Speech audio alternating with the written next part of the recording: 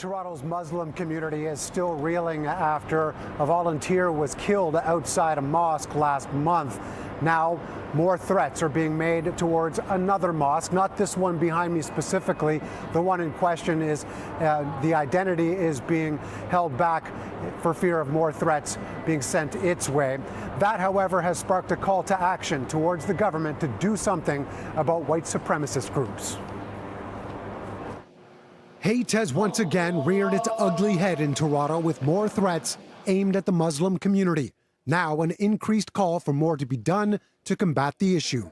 Words are cheap and words are not enough, and we need action, and we need it now, because there is a serious threat to minority communities in Canada. Muslims only know that too well. The latest incident came over the weekend when a Toronto mosque received a number of violent messages that the National Council of Canadian Muslims have said threatened Christchurch all over again.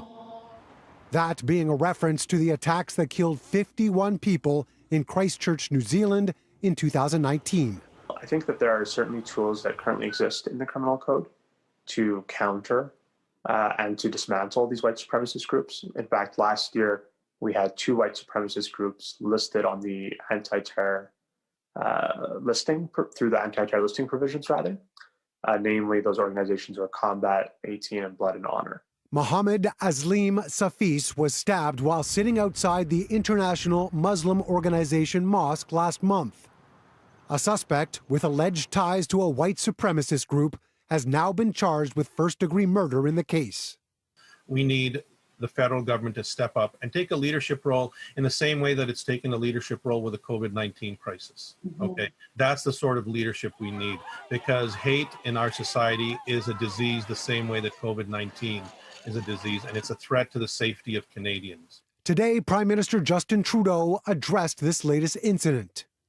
Islamophobia and right-wing extremism have no place in our country or our communities. We must always stand united against hate or intolerance of any kind. The threats cast over the weekend come after an open letter was sent to the federal government. It calls for a national action plan on dismantling white supremacist and neo-Nazi groups. I think while our community is certainly feeling an incredible amount of trepidation, we will not allow ourselves to be cowed by fear. We will not allow ourselves to be cowed by threats. Toronto police are still investigating the incidents over the weekend. No arrests have been made at this point, and no suspect information has been released.